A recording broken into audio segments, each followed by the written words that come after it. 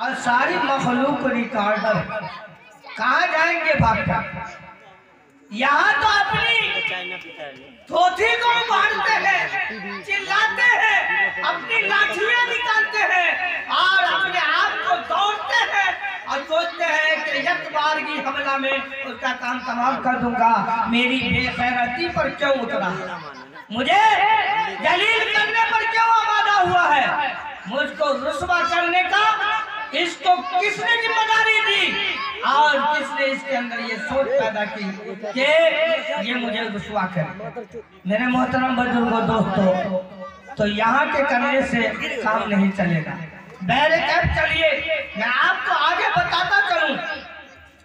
आयाते करीमा में अल्लाह ताला ने इरशाद फरमाया है कि तुम अल्लाह ताला के दिए हुए माल में से खर्च कर लो, अल्लाह ताला के रास्ते में दे दो।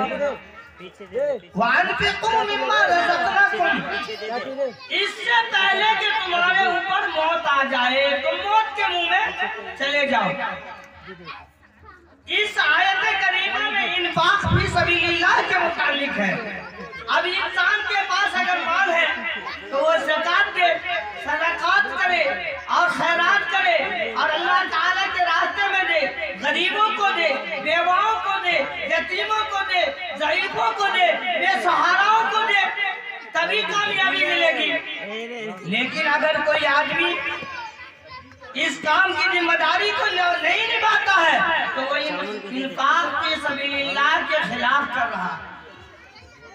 इन्फाक फी सबीलिल्लाह के खिलाफ करने के बाद उसकी जिंदगी खत्म हो जाएगी, मौत आ जाएगी। मेरे मोहतरम हजरत ज़ैद क़ासिम रहमतुल्लाह अलैह एक बड़े साले आदमी में से गुजरे हैं और एक बड़े दीनदार आदमी में से गुजरे हैं। वो फरमाते हैं कि एक मर्तबा एक सल्तनत और ममलकत का एक बादशाह था। उस बादशाह ने हर तरीके से अपनी ममलकत में कोई ऐसी चीज नहीं छोड़ी जो ऐशो इशरत के लिए, अरमान के लिए, पूंजी और बेसात के लिए और सरमाए के लिए कमी हो। हर चीज को तैयार कर रखी, हत्ता के उसके पास हर तरीके का सामान था, हर तरीके की चीजें थी। उसने एक आलीशान बिल्डिंग और महल तामीर किया और वो ऐसा महल तामीर किया, वो ऐसा महल तामीर किया कि वो महल सिर्फ मूसा के लिए, सिर्फ बादशाह के लिए, सिर्फ रुए जमीन पर जो सरमायाकार लोग हैं उन्हीं के लिए, रुए जमीन पर जिनकी तोती बोलती है उन्हीं के लिए वो बंगला था, वो महल था। चुनांचे जब वो महल तैयार हो गया, तैयार होने के बाद उसने अल्लाह ताला की दी हुई सारी नेमतों को इकट्ठा किया, जमा किया और एक बहुत बड़ा प्रोग्राम किया। प्रोग्राम करने के बाद उसने उस प्रोग्राम के अंदर कोई ऐसे शख्स को नहीं छोड़ा कि जिनका रुए जमीन पर नाम सद्दे उमुख तक पहुंच गया हो और फिर उसके बाद उसका नाम नहीं आया। हर आदमी को इकट्ठा किया।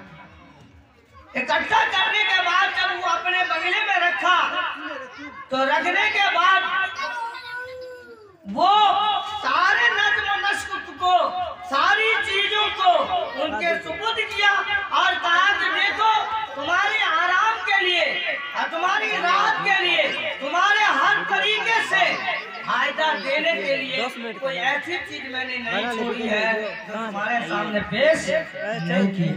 वो सारी चीज पेश है। चुनांचे एक शख्स फकीर की शक्ल में आया और आने के बाद वो कहा कि मुझे खाने के लिए दो। उनके जो दरबारी थे, उनके जो जल्लाद थे और उनके जो सिपाही थे, उन सिपाहियों ने कहा कि देखो इस वक्त बड़े बड़े लोग हैं और उन लोगों को मैं कैसे छोड़ करके और तुमको खिला दूं। लिहाजा ऐसा करो कि जब वो लोग फारिग हो जाएंगे तो उनसे जब कुछ बच जाएगा तो तुम्हें भी खिला दूंगा। उसने कहा कि देखो तुम अपने बादशाह को बुला दो, मालिक को। कहा जब बादशाह के पास वो मुलाजिम गया, नौकर सिपाही गया, तो वो जाकर कहा बादशाह से कि बादशाह आपको एक फकीर आदमी बुला रहा है। चुनांचे उसने कहा कि तुम उसको भगा क्यों नहीं देते, तुम उसको हटा क्यों नहीं देते, उसको क्यों नहीं कहते कि ये आने का वक्त नहीं है, तुम इस वक्त में क्यों आए, इसके बाद आना।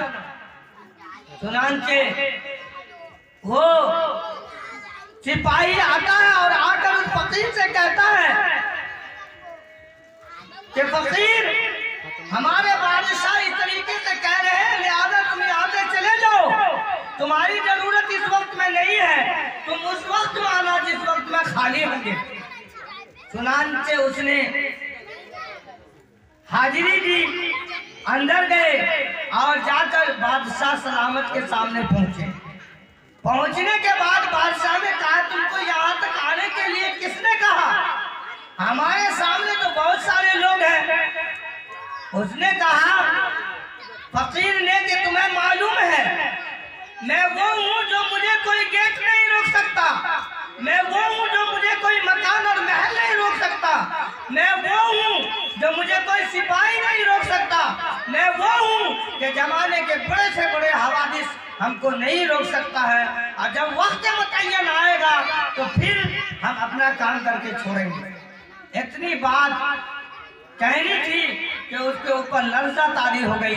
उसने समझ लिया कि ये मलकुल मौत है और ये मेरी रूह को खींचने के लिए आया, रूह निकाले बगैर छोड़ेगा नहीं। मेरे मोहतरम बुजुर्गों दोस्तों, चुनांचे उस हैबत में और वो लर्जा तारी होने की वजह से वो वहां से गिरा और गिरकर नीचे पड़ गया। चुनांचे चंद मिनट में उसकी रूह परवाज हो गई। ये हाल है कि पूरी जिंदगी उसने अपने आप को अल्लाह के दीन को छोड़कर और माल सरवत में गुजार कर और अपनी जिंदगी को बर्बाद कर लिया, और बर्बाद करने के बाद फिर एक वक्त ऐसा आया कि उसकी रूह परवाज हो गई और अल्लाह ताला के हुजूर से मैं वो जा मिला। चुनांचे हज़रत अबू सईद खुदरी रज़ियल्लाहु ताला अन्हु फरमाते हैं कि नबी करीम सल्लल्लाहु अलैहि वसल्लम ने इरशाद फरमाया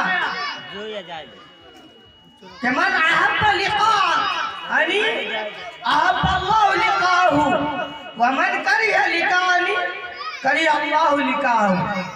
हज़रत अबू सईद खुदरी रज़ियल्लाहु ताला अन्हु के फरमान के मुताबिक अगर कोई आदमी अल्लाह ताला से लिक़ा को, अल्लाह ताला से मिलने को, अल्लाह ताला के पास जाने को और अल्लाह ताला के पास जाने को महबूब अगर समझता है तो अल्लाह ताला उसके आने को महबूब समझता है, और अल्लाह ताला उसके आमद के मुताबिक, उसके वक्त के मुताबिक उसका इस्तकबाल करवाते हैं और उसके आमद की तलाश होती है, जुस्तजू होती है।